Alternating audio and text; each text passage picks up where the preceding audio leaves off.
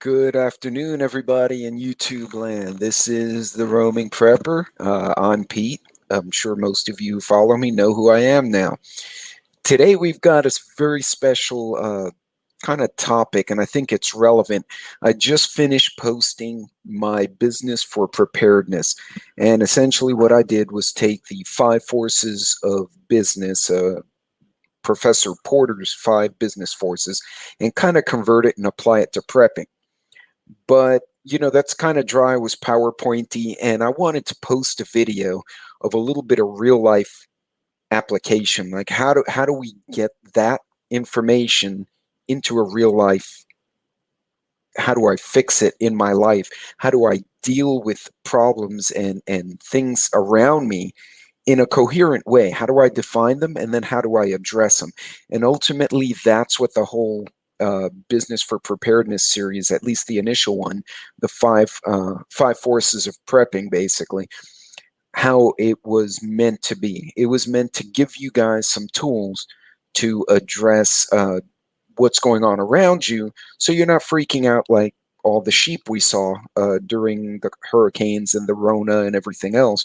And for those of you who may have been among the sheep and are now suddenly seeing the light and going, yeah, that kind of sucked, I want to do something different, hopefully this will help you guide your actions and guide your directions. So for this week's Tuesday talk show, which is sadly being pre-recorded, I'm sorry, folks. This is a pre-recorded video because unfortunately my work and a few other commitments got in the way. Fortunately, I was able to record this in advance, and hopefully it'll help you guys. If you have questions, please feel free to put them in the comments on YouTube and or Rumble. I'm going to post it on both, and I will do my best to come back later on and answer those questions. And if not, I might even add them to a future Tuesday talk show. So we're going to start off with something that has popped on my news radar, if you will, repeatedly.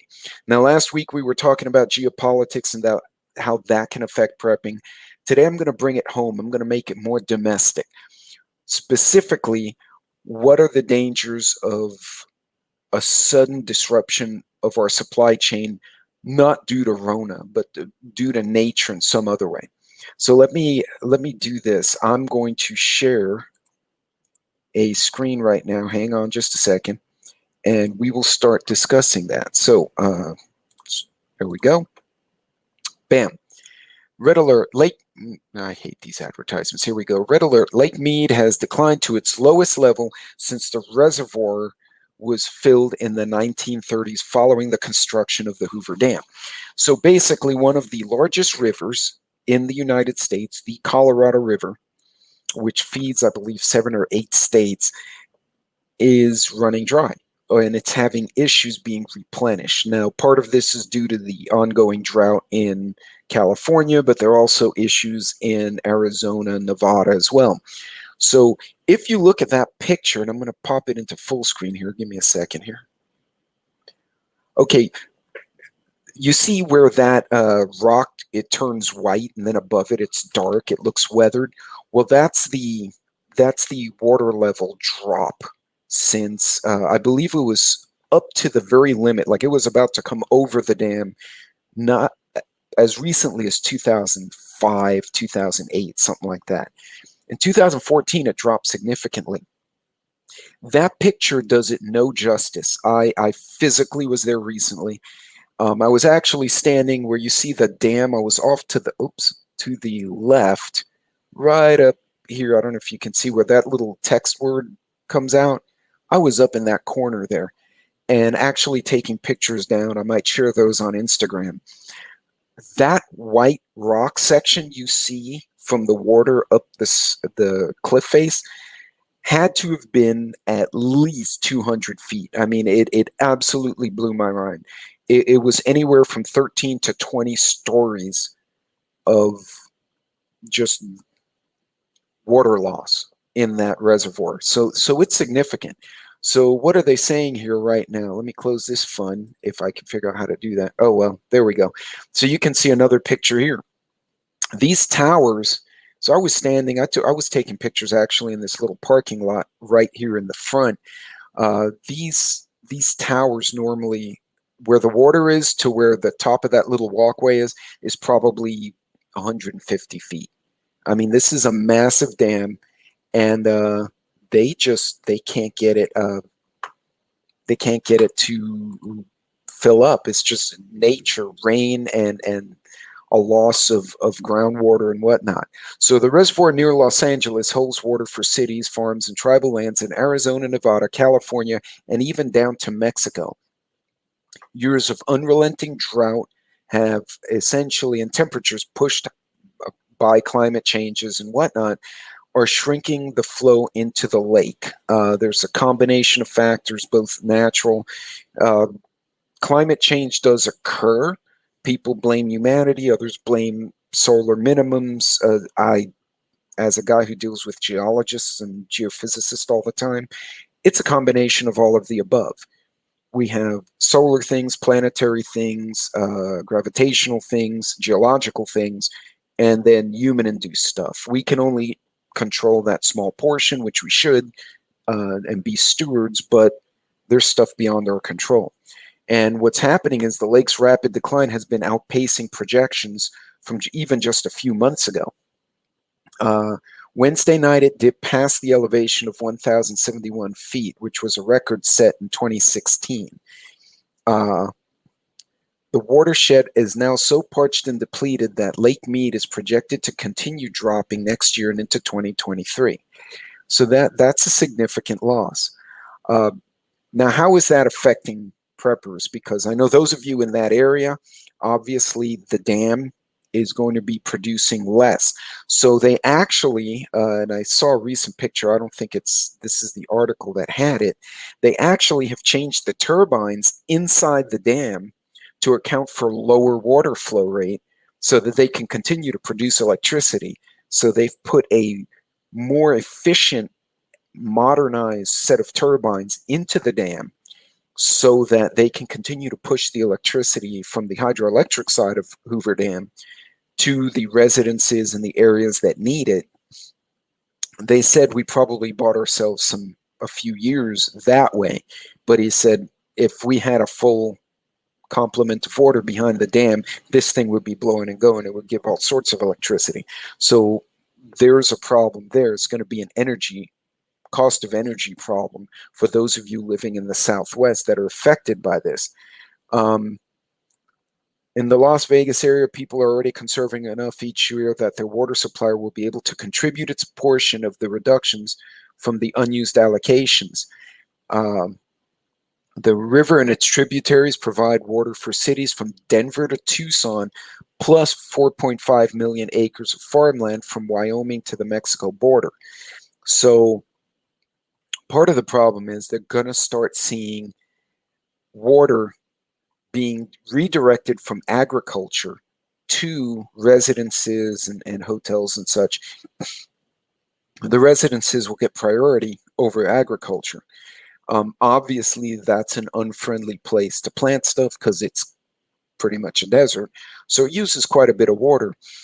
Some reports are saying 25% less water, which means a quarter of the land that was planted in the past will be left fallow or unused, if you will. And they'll rotate that through the other crop cycles. But as a result, it's going to hit corn, it's going to hit soy, and it's going to hit a few other things that will hurt us. So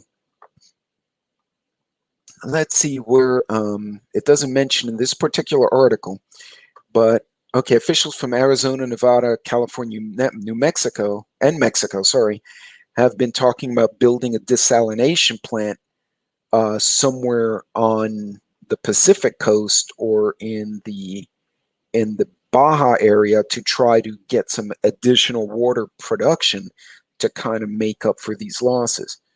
But it's not, it's taking some time to get that squared away.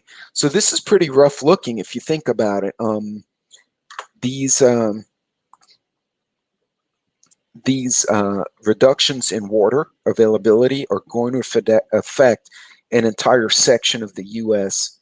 in its production of crops. Now, California as a whole, so not just Southern Cal, which is really going to be affected by this, but even Northern Cali is having a drought. So it's all of the California coast is getting hit. All those farmlands are getting hurt, and then now it's kind of leaching over into Arizona, uh, into Nevada, and it probably will affect New Mexico at some point as well. So this is rough. So that's going to be a pressure on the pricing of agricultural products. And if they have to ship water or find another way to get water to those crops, now you're looking at additional costs because of diesel and whatnot. Now, on top of that, Ag Week is reporting freezing temps in the last full week of May grabbed attention as it was more widespread than expected and affected the soybean crop more than expected. Now, a lot of us think of soy like edamame or tofu, but soy is being used in a lot of stuff now. It's a very easy crop to grow, but there are a lot of soybeans now in North Dakota, Minnesota, that will have to be reseeded. The freezes we had earlier in the year, including the one that knocked Texas off the grid for the most part, are actually going to hurt the availability of corn, soy, and wheat and other products. So a lot of the staples we're used to, and a lot of the staples we export to other countries, are going to get hit. That's going to increase pressure on other countries, especially China, who is a competitor to us as far as what's going to be available. Remember my last Saturday sit rep, I mentioned Argentina is having all sorts of issues with weather and damage to crops. So their corn crop, and they have a section of corn that is purely meant for animal feed. It's not like human consumption type corn. It's more animal corn. And it's so bad that they're not exporting any to Brazil, which has been a big crop for them to export. They're keeping it home to feed their own cattle. So now Brazil's hurting. So you see this kind of almost a chain effect of the weather hitting certain areas unexpectedly, and all of a sudden now we're seeing corn, soy, and again, soy is used for animal feed too. Corn, soy, wheat being hit in multiple places at once. This is all going to affect availability, which is going to affect pricing. The big news the first week of June was not the frost, it's the upcoming weather forecast that had everyone excited. It's going the first week of June, which we've already passed. This is a bit of an older article, is going to bring unseasonably hot temps. Now, we're on the tail end of a week here in West Texas of triple digit heat. When I say triple digit, it wasn't just 100. We're talking 103, 106, 108. That was very harsh on the agriculture out here. And we're not affected by the Colorado River as much. So you know they're getting hit elsewhere by it. So Southern Plains are having their own weather issues. Production is expected to be large in Kansas. The Southern Plains continue to see rains, but now that's causing harvest delays and is expected to affect the quality of the hard red winter wheat crop. So now you're having this uneven rain, it's affecting wheat as well. Ice Age Farmer, who this is his specialty, if you haven't listened to any of his videos, I definitely recommend jumping in there and listening to it, because it's he does a great job of explaining it. And Road Preparedness actually just recently relocated to Arizona, so her more recent videos have all been about homesteading in dry country, as opposed to some other folks like Papa and Six Shooter who are more on the East Coast in the forest. So if you happen to be in the affected areas, check out those other videos as well. There's a lot of great content out there in the prepping community. Spring wheat planting progress was slower than expected, and to top that off, spring wheat conditions dropped 2% to 43% good excellent. So not all, so 43% is good or excellent for human consumption, and the rest is that's used for other stuff. So as you can see, there's a lot of effect on crops due to weather. And now, of course, with everything reopening, the demand is out the roof. So remember, supply and demand, they crisscross. If supply stays flat or goes down and demand goes up, your price where they intersect is going to rise.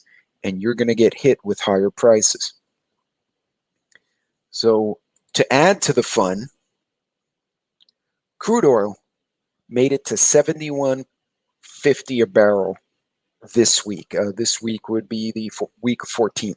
So $71 a barrel, the highest price since 2018.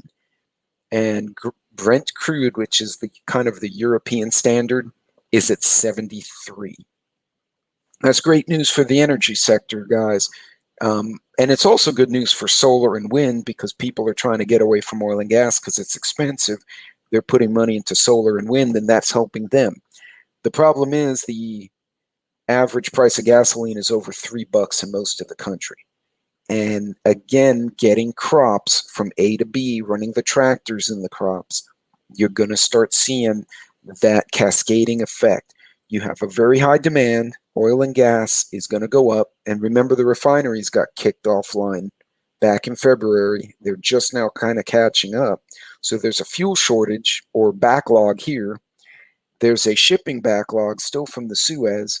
And now there's crop issues because of water and weather. That's a triple whammy on the supply chain. You're going to see prices continue to go up. So check out this article. This one was MSN Money, and it's a decent article. So how do we handle that? What do we do? Well, I cover some of that in the other video regarding the 5 forces, the power of supplier, the power of buyers. So, but what do the big investors say? So Warren Buffett, and I'm just going to skim through this. Warren Buffett has been thinking about inflation for a long time. Now, back in May, he said we're already seeing significant inflation. It's now June. The inflation's here, and it's going to continue for a while. Now, some say it's transitory because everything opened up, the demand's coming up, and so there's kind of this struggle as supply chain tries to catch back up from the shutdowns. So it could be a temporary thing, and if it is, great, we win. If not, how do you try and address it? So Warren puts together a good set of investment recommendations. I'm not going to go into investment suggestions. I'm not a financial advisor, but a few of them kind of jump out that I think you can apply to yourself personally. So here he says, invest in good businesses with low capital requirements. In other words, investing in companies that don't need a lot of money. You can do something similar personally and purchase or invest in equipment such as solar generators, solar panels, whatever it is, or other preps. I'm just giving some examples that are closer to your budget before the prices go up. So if you can budget in, some extra power, I just blanked out what they're called, recharging stations or solar panels, power banks, stuff like that. So if you get knocked offline with the grid, you have something to charge phones. If you can invest in that food saver now, do it now before prices go up. Keep an eye out. A lot of inventory, people are trying to move old inventory because they didn't move much last year. You could take advantage of savings there. The food saver I wound up buying in the middle of the Rona, toward the tail end, I was in about the middle of the Rona during the summer last year, went from 350 to 120. They were just trying to clear it out, and I just happened to catch that. And that worked really in my favor. I now have a really top-line food saver that I paid about half for. Look for those kind of deals. He also mentions invest in yourself and be the best at what you do. And he's talking from a business standpoint. If you're the best lawyer, you're the best engineer, you're the best mechanic, obviously you can demand top dollar, which will buffer the pain of higher costs for you. You can do this personally. Do well at work, get the best job you can, invest in your own training to get that next salary bump if you can. I know it's not possible for everyone. Also, learn new skills. There's a lot of free learning out there. Even if you don't get a degree or a certificate per se, there's no reason you cannot self-educate with a variety of stuff online. If you can see me and you can see the other folks on YouTube, you can definitely take some time, and I've touched on this in my videos, take some time for deliberate learning for yourself. That's an investment that will make you more valuable. If the whole grid collapses and you have extra skills, great, because now as you basically make your own militias to protect your neighborhood, you have a skill. I'm being a little sarcastic, but hypothetically that could happen. Have those skills available, and that will add value to you not only in an emergency, but day-to-day business. Um, he also says, limit your wants, and that's an important thing. Uh, it, One of the greatest defenses to being worried about inflation is not having a lot of silly needs in your life. That's a great piece of advice. While the market's unstable, I know a lot of folks are just now getting back to work. You're behind on the bills. Don't buy what you don't need if you can do without it for a bit. Also, look at the big picture. If you spend $200 now, but it may make you get the next promotion, the next raise, that might be worth buying the 200. You're going back to school and the laptop isn't instead of getting the newest laptop, get a 1-year-old version. Instead of spending $1,000, you spend $300, but the $300 goes towards your education. That may help you get better work.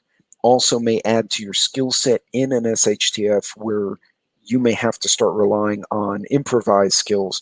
You have those skill sets. So again, you invest in yourself. That's always valuable. And preppers should never stop doing that. And people shouldn't stop in general. Always try to grow. It will add value to your life and the lives of people in your circle. Notably, Buffett has shunned gold, an asset thought of being a great inflation hedge. Fans of gold are fearful of inflation's impact on paper money, a concern Buffett shares. But as he noted in 2011, if you own 1 ounce of gold for an eternity, you will still own 1 ounce of gold at the end. He prefers productive assets such as stocks, wait for it, real estate, farmland that generate dividends and can grow dividends, income, and food for their owners. Warren Buffett saying gold is okay, it's not terrible, but don't get heavy in it. Other than steady, stable stocks, real estate or farmland that generate dividends, income, and food for their owners. Think about that. How many homesteaders do we all talk to and watch and follow? Learn those skills. If you can get real estate, even if you can buy instead of rent, do it because the prices are going up. And remember, there's a lumber shortage on top of everything else, so the cost of new homes is going up. It's interesting, though, to hear a guy like Buffett specifically mention real estate or farmland that generates dividend, income, and food for the owners. You don't think Warren doesn't think about stuff we think about? He's a smart guy.